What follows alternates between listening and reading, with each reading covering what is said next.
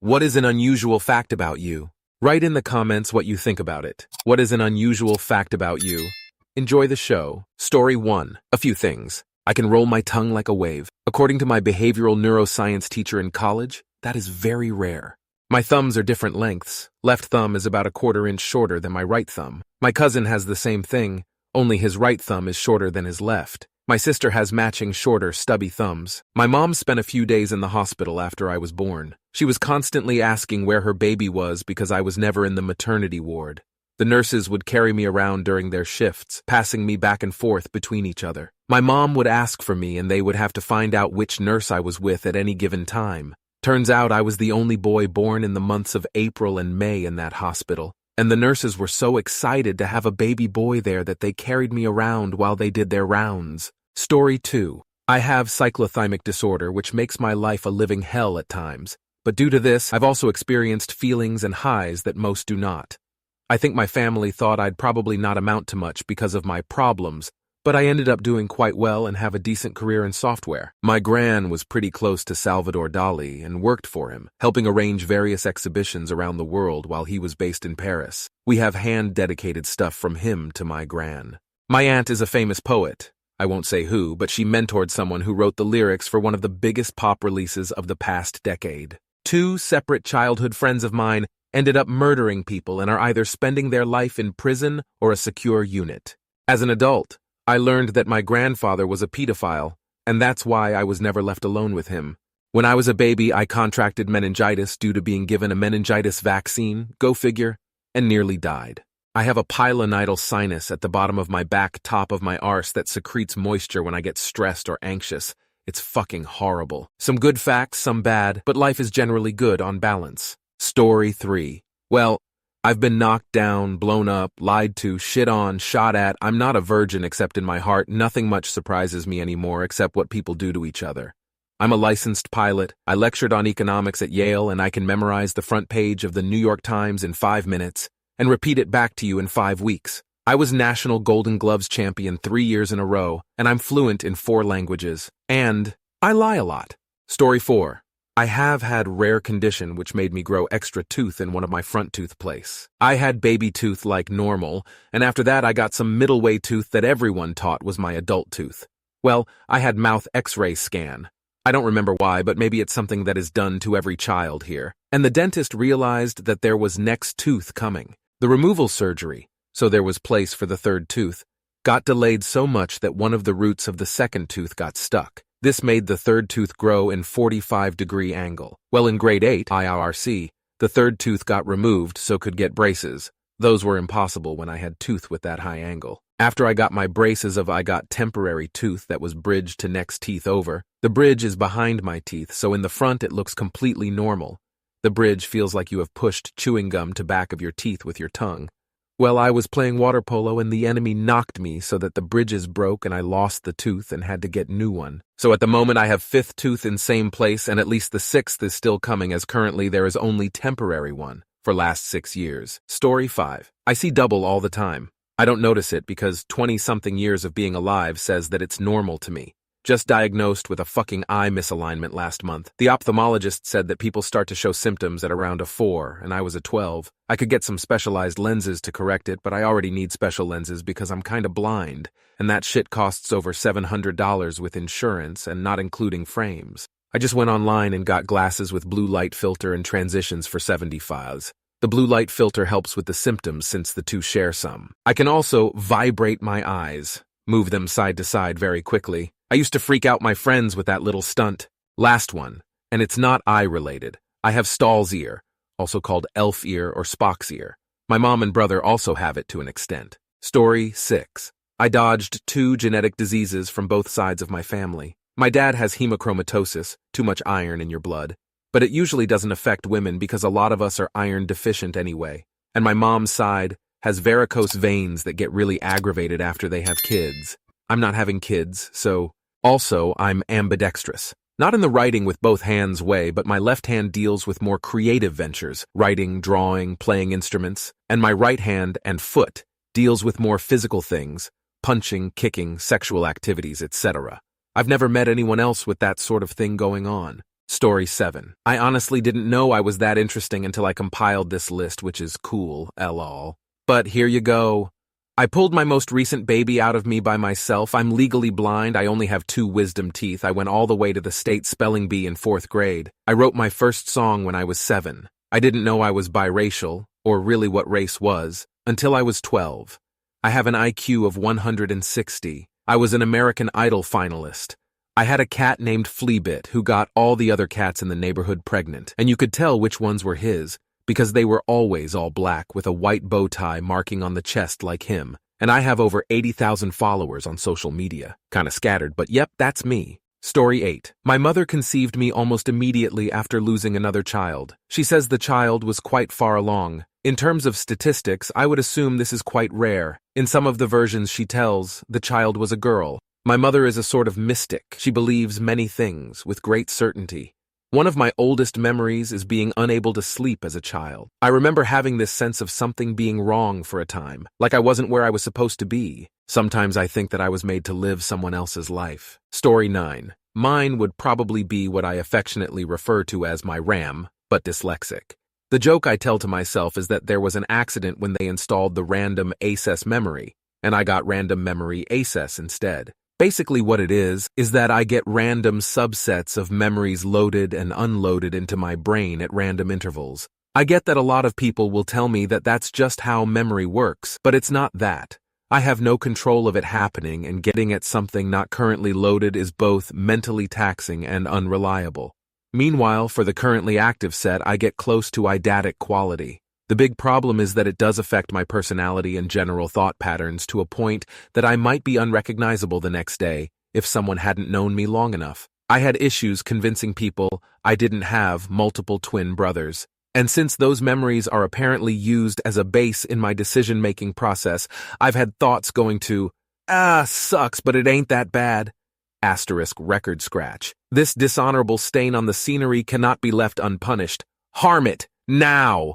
Yeah, something I should mention is that I spent a large part of my youth reading fantasy, sci-fi, and historical novels for entertainment, or as I now refer to them as junk data. Those can wind up in the short reference table as well, and I have to literally check myself from letting a mental image of a Spanish inquisitor take the wheel when I'm not paying attention.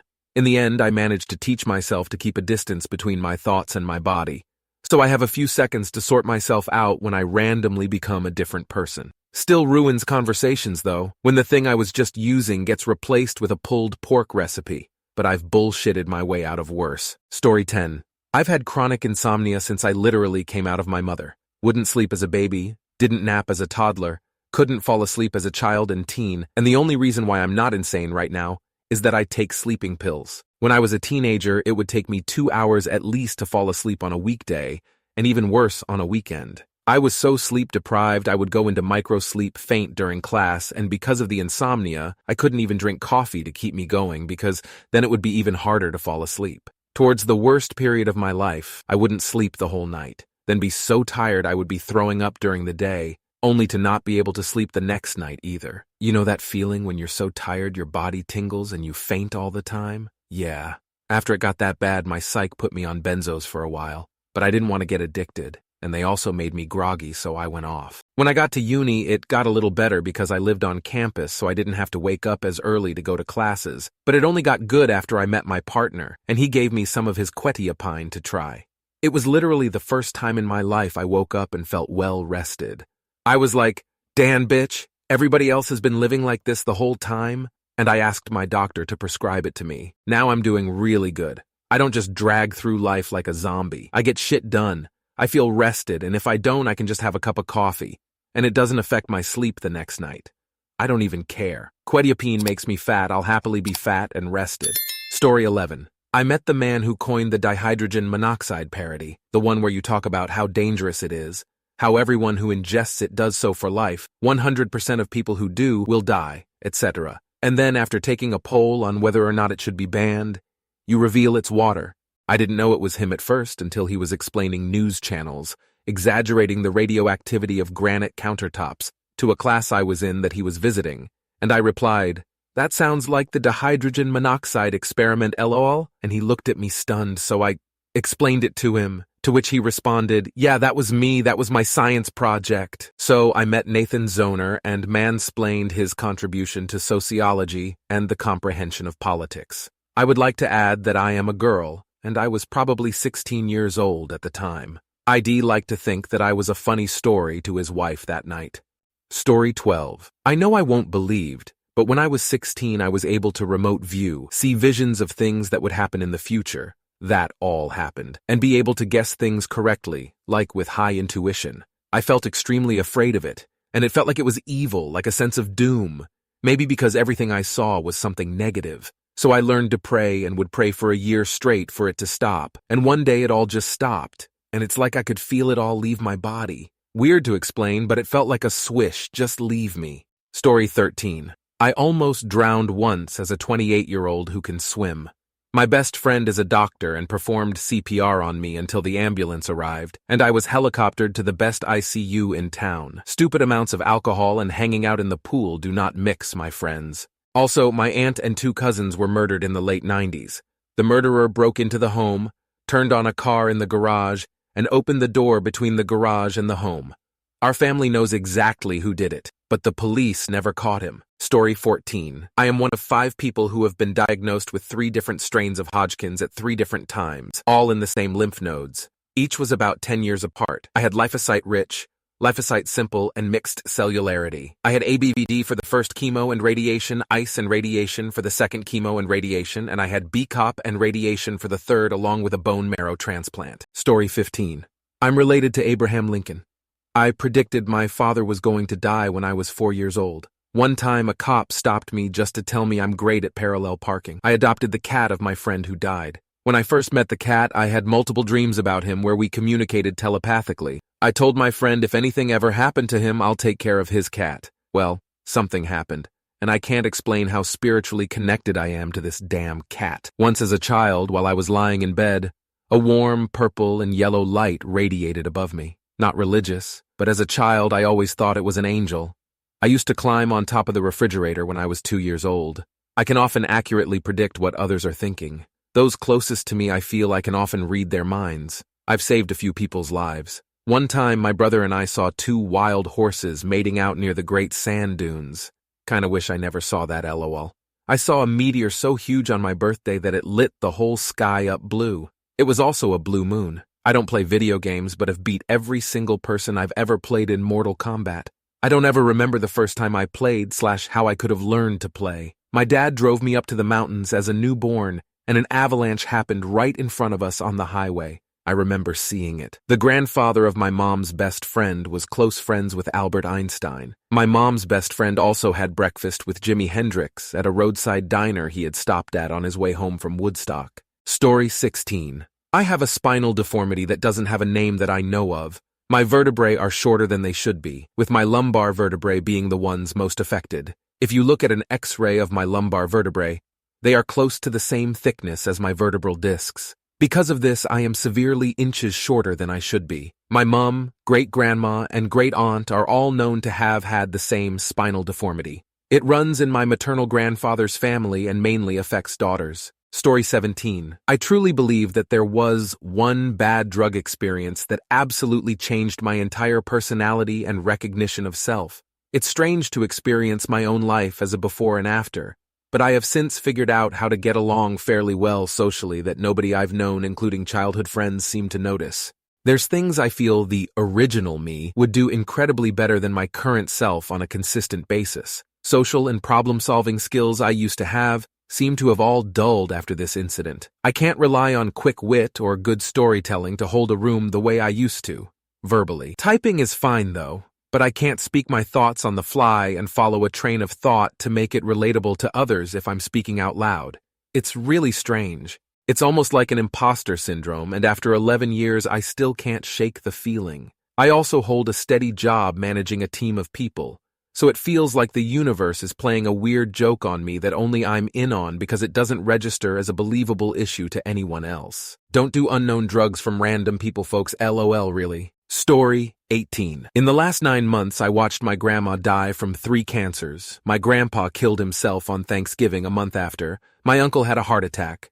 My best friend, 28, was murdered. My cat died from cat COVID. My uncle died from pancreatic cancer. My great-grandmother died from old age, 107. And my good friends, 25, heart stopped. I am truly numb from it all. I have no tears left to shed. Grief has become my burden. I'm okay though, I really am. Truly the only one that actually ripped my soul apart was my beloved cat. He was the love of my life and my soulmate. I will never find one as divine as him. He was always there to comfort me in my time of need through everything. I slept with him for 11 years every night. Now I truly feel alone. It may sound strange or unreasonable, but there is just a connection between us that is unmatched. I will never own another cat again. I can't handle the heartache. I ran away to New Orleans for 2 weeks after. Story 19. My parents call me a Jane of all trades. I quit my dream of being a classical performer, flute, piccolo, for biochemistry due to salary differences. My mom thought I was going to be a lawyer. My sister thought I would be a chef. My dad placed a bet on me being a computer scientist like him. And my grandparents thought I was going to get married and be a homemaker with possibly 2, 3 kids by now. No, not in a derogatory way. I did want this. I would have killed to live every one of these lives, and knowing that I can only choose one eats me up inside every day. Story 20, not unusual but cool. I went on Route 66 in 2021. There's a Route 66 Hall of Fame museum, just called Ponytack Route 66 Museum. And it has Bob Waldmeier's bus and van, inspiration for Fillmore from Cars. Crazy enough, his brother was nearby and said he was Crazy Brother. Bob Waldmeier was a famous Route 66 artist hippie-type guy along the road. His postcards are still around if you ever go on Route 66. Oh, I also have a fascination of Salem, not just the witch trails, but the beginning to the end, how it affected history, the aftermath today, etc. Just pretty interesting history. Story 21. I dream in reality. The car I have in real life, I also have in dream state. If I'm having a dream I don't like, I can make myself wake up and start over. I can also think about something or someone and dream about it or them. I also dream about deceased relatives and people. I asked one relative, why don't everybody come back? They said everybody can, but everybody don't want to. Sweet dreams. Story 22. I developed a lazy eye when I was 5 or 6. People thought it was a disadvantage because I always looked bad in pictures and such. But after I grew up, I ended up exploring this lazy eye. And I found out that I can see more side to side in my vision. My peripheral vision was dialed to 11, and I could see many things and keep track on things some people just couldn't. Also, it's a win-win situation. I am shy, so my lazy eye helps me to avoid taking pictures with people, and it helps me see more than the average human. Story 23, I am sorry. I get it. Only my maternal grandparents were living when I was born. Before I hit 25 and a half, I was last one standing. My grandpa when I was 11, Mom when I was 13, Grandma when I was 22, and my dad when I was 25. Only child, too. Worst club ever to be a member of. One thing about getting older is that I don't have to deal with the reaction when people would ask about my parents when I was in my 20s. Then ask about siblings. The extended family situation wasn't the best. My mom's side disappeared mostly. My dad didn't have much family. It just came off depressing. Except to the mom of a guy I was dating. She was thrilled. No sharing holidays. Therapy after my dad died was a great decision. I was a mess. I leaned towards anxious due to 2 dead parents' terminal illnesses in 13 years. My parents' best friends who didn't have kids stepped up. I was there for them when they died. I swear I am not killing people off. I am considered part of several families. No eggs in only one basket for me. I have wonderful supportive people in my life. Just none of them are blood related to me. Sometimes I wonder if my personality is really me or a result of so much loss. I have a dark and sarcastic sense of humor, but people consider me to be fun to be around. I make friends easily, even in my 40s. I adapt and am resilient, like a cockroach. Therapy helped me learn not to cling to people even if they weren't good for me. The whole someone is better than no one thing. Now I am great at weeding out people who don't have a generosity of spirit, what I call it. Thank you very much for watching. If you liked the video, like it. Be sure to write comments and share your stories.